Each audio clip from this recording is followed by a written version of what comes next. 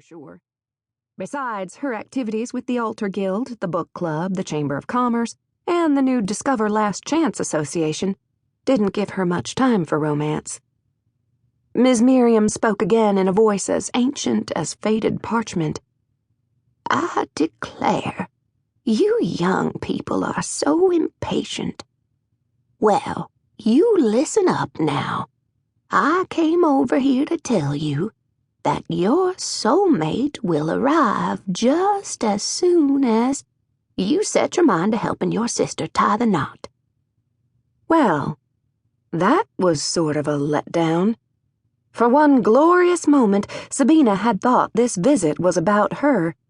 But of course it made total sense that Ms. Miriam would consult her about Lucy.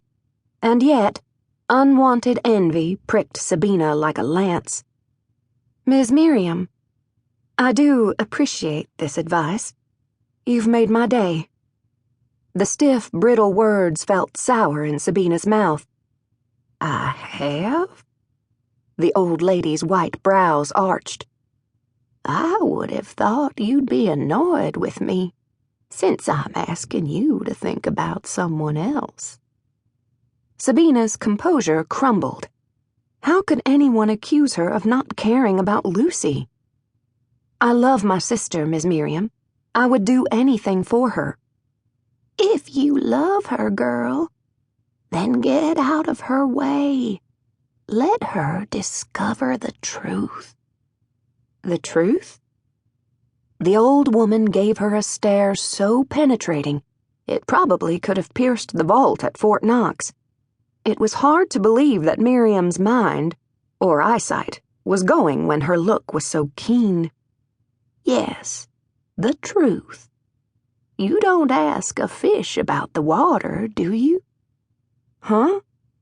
You know, a fish doesn't see the water. It's right there in front of his eyeballs. It's the God's honest truth that people never notice what's right in front of their faces. Your sister is like that, and I think you're part of the problem. I am? How? Just then, Mama came striding through the front door, dressed in her usual shabby chic ensemble, composed of a hand-sewn flowered skirt, a sleeveless jean jacket, and a vintage lace blouse. Mama also wore a pair of blinged-out cowboy boots she'd picked up in San Antonio last year on one of Daddy's business trips. Mama was trying hard not to grow old. "Oh, hey, Miss Miriam. What brings you to Last Chance Around?"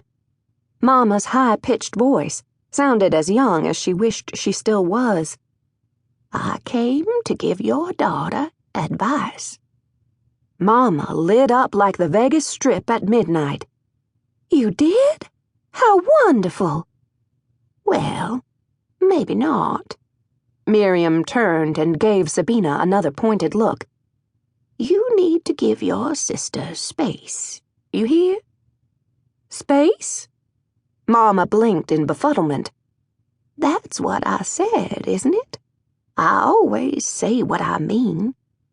That was a debatable point, but Sabina was not about to get into an argument with Miriam Randall. Not when she was delivering marital advice.